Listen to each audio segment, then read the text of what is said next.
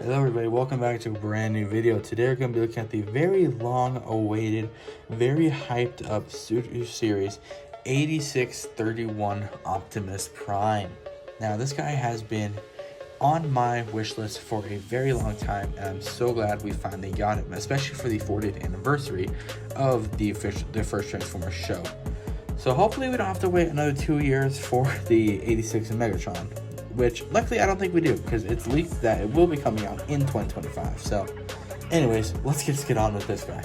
So taking a quick look at the box, you know, with Commander boxes, they never miss. They obviously had to show the scene that I bet a lot of collectors are getting this guy for, that being the iconic The Touch scene, where he obviously jumps out and starts destroying Decepticons. Now, inside the box, it's going to be really hard to show, but a little 3D render, another quote-unquote 3D render, even though it's an animation. Back of the box kind of just shows off the figure and everything he comes with, including a little warning that this guy is going to be a big boy when it comes to transformation. Now, looking at the display base, I'm just kidding, apparently I lost my display base because it's not in there, so yeah. Taking this guy out of the box, no crazy poses or accessories. This guy is looking amazing. There's a couple critiques I have, like this backpack, but we will get to those later. Now, he is really nicely painted in the places that he is painted, but in retrospect, there's really not a lot of paint, which really is the way to go when making a G1 figure. You know, there's some paint for obviously the Autobot insignia, silver smokestacks, and other stuff, but a lot of it really isn't painted, which I honestly think is a better look. I feel like that was my biggest complaint with some of the 86 figures like Starscream, where they just look too complicated, because like that's just not how they appeared on screen. But they absolutely did this guy perfectly. Now he has this really nice shade of white on his legs. I mean, it just pops out, and I love that so much, because that's honestly what it's supposed to look like. I mean, you can kind of see it in the background there. That's what it's supposed to look like, and I love it. Now, turning around to the back, there is a little bit of a backpack, although he did kind of have a form of jetpack in the movie anyways, the show anyways, so it's really not that big of a deal. Now, honestly, my favorite thing about this guy is how, one, they have the translucent blue windows, which I love that they're doing for a lot of these newer 86 figures, instead of simply just getting the clear blue plastic, because it really does not look good. My favorite thing though is how you can't see any of the wheels. That's just them taking advantage of the Commander class budget in a Voyager class scale figure. Turning to articulation, this guy is stacked. First of all, head's on a ball joint. Look up that much, look down that much. It'll do full swivel, and it can tilt just fine.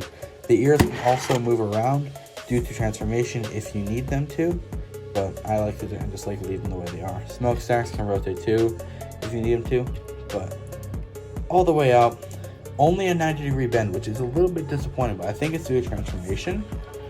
So there is that. Full bicep swivel, nothing to worry about there. Wrist rotation, and the 3-point finger articulation that we see in Commander class figures like Concept Art Megatron, even though he's not a Commander. And here's the really cool thing. You kind of got to lift it up to activate it, but there are also butterfly joints. They do look a little bit weird, but it is a Transformers figure. There's really not very much you can do. You can definitely get him into some dynamic poses, like if you want him like shooting this way, you can kind of have him do that, and then they kind of just click in there. Also, a little bit of a backwards one due to transformation, although it can't go that far in robot mode.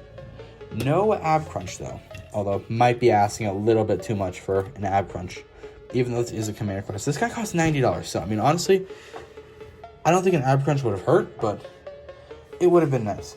Full waist swivel, no compromises at all. Legs can kick out. These hip skirts also do move. They can move individually or at the same time, which I think is cool. They have legs go out to 90, knees go out past 90. Obviously, you got to be able to recreate that pose. And then there's a little bit of back ankle tilt, but no front. And then nice little bits of understatement. Actually, they go all the way. Lot of ankle tilts.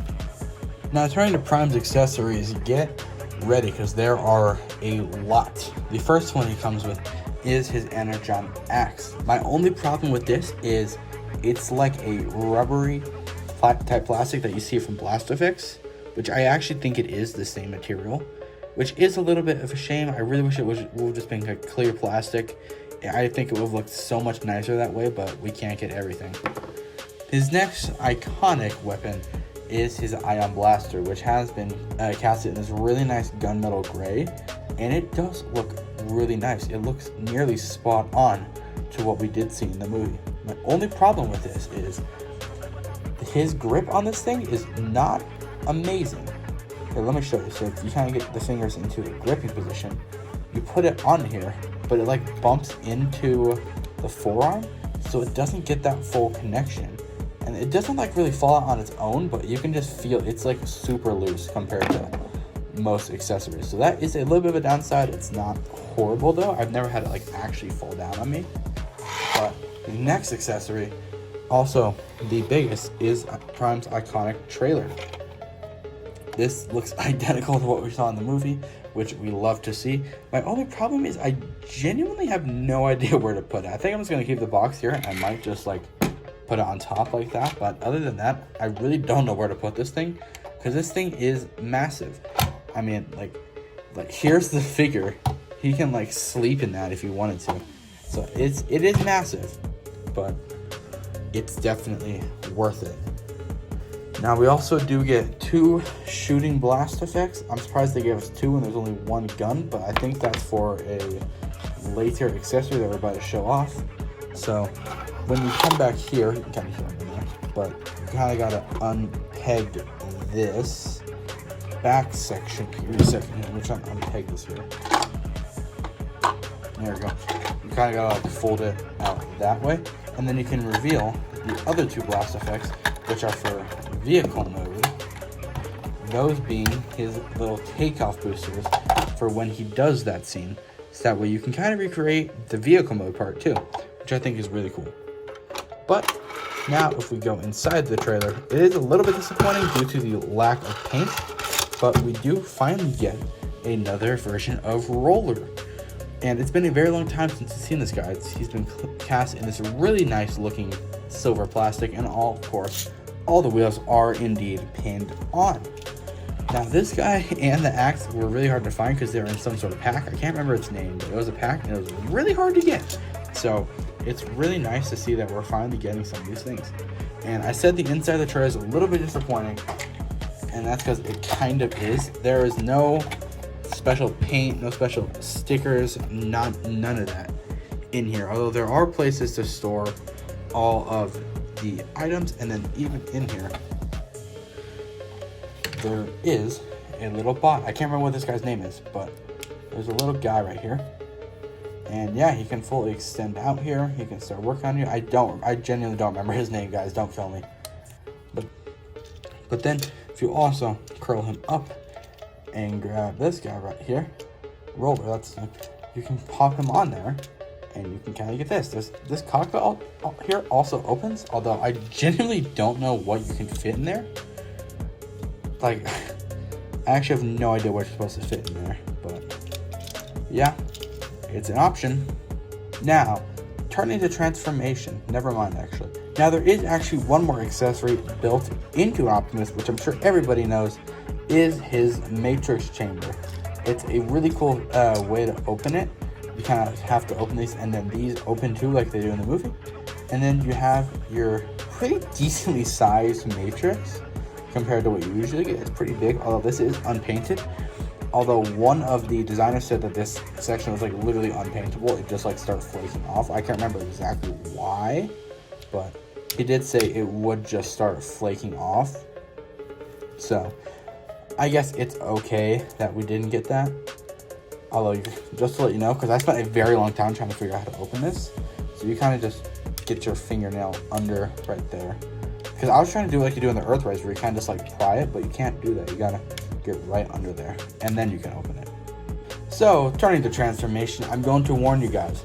If you don't have fingernails like me, this might hurt just a little bit. First thing I like to do is simply take his ears and kind of just like tilt them forward, just get them out the way like that. Then, kind of similar to Rise of the Beast Prime, you're gonna want to get these open and simply just throw these right on in there and close that right up. Do the exact same thing on the other side, just like that. Then bend the elbows 90 degrees to that side. Also, just rotate them like this just to get them out of the way. Then what you're going to want to do here is come to his backpack and actually, before you do that, take his butt plate, just extend that down just like so. Take his backpack and extend this. Take these two flaps, fold these out. So we kind of left something like this. Then take Optimus's head, rotate this down. It does take a little bit of force to get it to like click in properly, but it'll line up like that just like so. Get this fully extended out, so you have something like this.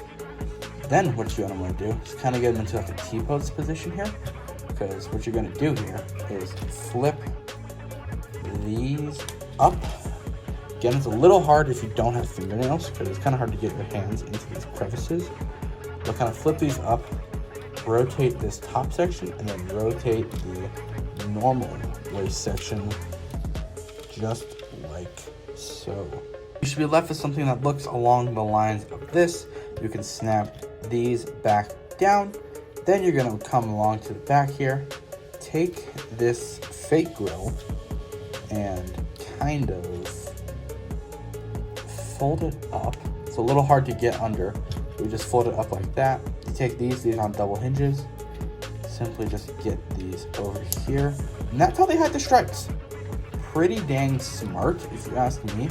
Because now you won't be able to see these at all anymore, which I think is actually crazy impressive. Then what you're going to want to do here is take this section right here, fold that out, and then fold the wheels out just like so. Then you're going to take this actual grill, fold it out, and then extend this, fold it right back up, and kind of move this up so you kind of left with something along the lines of this. It looks a little goofy, but then use that transformation butterfly joint, bring these back. There's tabs up here, I'll peg into here, rotate this back. Now that's not going to be in the way anymore. And traditional G1 Optimus fashion, peg that in right there. It doesn't really like peg in, but it kind of rests there. And you can tell if you have it in the right spot. Make sure you do it right though, or else it kind of sticks out really awkwardly and it looks really ugly. So you should be left with something along the lines of this.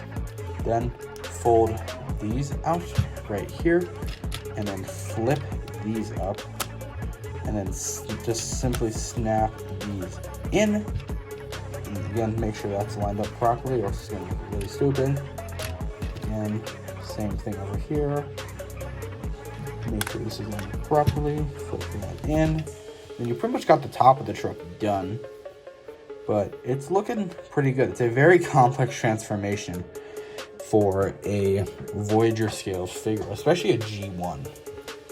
But then what you're going to want to do is come down here and disconnect this whole section down here.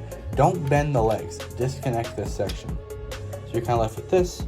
Then take this. This will peg in to the sides of the wheels right here. And then you kind of should be left with something along the lines of this. Again, Optimus Prime fashion. Take the feet here and kind of snap them in place. Maybe, I don't know why it's not working here. Did I forget something? I think I forgot something. We'll come back to that. So what you're gonna want to actually do here is take these and fold these out just like so. Snap these in down here, and then go ahead and take out that's why. You gotta take out the tab and the port that will actually connect the legs right here. You can see they kind of pop out. It's kind of hard to get in there. So I like to kind of just like grab his blast effects since they're bent anyways. And sometimes that also doesn't work. So I just grab his axe and that usually works. So you can then peg in you can then peg the legs together. You kind of gotta like keep pushing it down, or else it kind of like tries to go back up to where you pulled it out from. So beware of that. But eventually you will get them linked up together. Then in traditional Optimus Prime fashion, squish the feet up just like so. Then for a couple finishing touches here, slide this whole segment out right here, rotate that. Be careful, because I'm sure this will start chipping soon if you keep transforming him, because this is painted on. But then you're just gonna slide this right under here, and there's a peg under the arm. It's a little hard to line up. It really doesn't stay in place anyways, so you're really not missing out if you can't get that pegged in. I'm trying to get it pegged in here, but yeah, it doesn't want to go in. So again, it doesn't like to stay in anyway, so you're really not like screwing it up too much. But it's always nice to be able to get it in if you can. But do the same side, do the same thing on the other side, just like so. Make sure these do not separate, because that makes your life 1,000 times harder. Left with something along the lines of this. If you can't get these pegged in, at least get them like up as possible, or else it is going to look a little stupid. So get that up. Then we're almost done here. Take this. You kind of got to bend the truck a little bit forward. There's a crevice under his arm that this is going to peg into. This is like the actually solid connection here compared to the other one that I just showed you. But do the same thing on the other side right here, just like so. You might end up having to trim those because they do kind of bend the truck forward a little bit. I don't mind right now, but I might change it in the future, because you're supposed to be able to squish these down, but you can't really do that. And I've seen that's a very common problem. So you might just have to shed these down just a teeny bit. Obviously, be careful. But final touch, roll out, flip out the wheels, and boom, there is Optimus Prime in his robot mode. A very complex transformation, and you can definitely tell, because this guy, when you hold him in hand, he is like way heavier than he looks. So yeah, this is what it looks like in vehicle mode. Nothing incredibly special. I mean, it kind of just looks like the 86 Optimus truck. So nothing incredibly special here. Underside looking really nice and clean, although it is going to be touch tilted, and that's because unless you shade this down, again, I might do that too.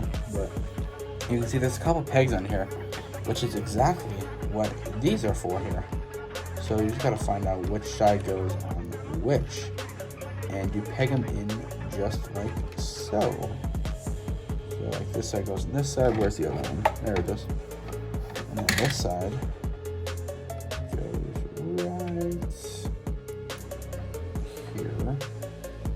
They don't like to peg in very well, but there we go, I think. But then, yeah, you got him doing the iconic pose where he's blasting off, just like in that picture. And then if you get him out here with the trailer on, it legitimately looks even better. Just gotta get that hitch kind of like lined up. So yeah, I think that, yeah, right? Yeah. There we go. Yeah, you can see he looks really nice launching off with the hitch. The trailer in there. But you can also take these off. And yeah. There is no like direct weapon storage on this guy because it all stores in the trailer. But I think with the trailer, this guy looks amazing. There's like really no space anywhere to put this guy transformed like this. But it definitely looks the part. Wrapping up my review on the Studio Series 8631 Commander Class Optimus Prime. It's a great figure with just a very few minor flaws, like the backpack and the grip on the hand, which I actually got pushed back in right now. But other than that, there's genuinely not a lot wrong with this figure. It's exactly what I feel like everyone wanted from the Studio Series in terms of getting a 1986 movie G1 Optimus Prime. Now, do I think you should get it over the Earthrise? Well, honestly, I think it depends, because this guy is $40 more expensive than Earthrise, and the Earthrise is absolutely not a bad figure at all. So honestly, I think one comes down to personal preference. Do you like a skinnier, less accurate G1 Optimus, or do you like a chunkier, more accurate G1 Optimus? And also, what is your price range? I feel like those will decide for you. So I'm gonna leave that to you. Thank you guys so much for watching, and I'll catch you guys in the next video. Goodbye.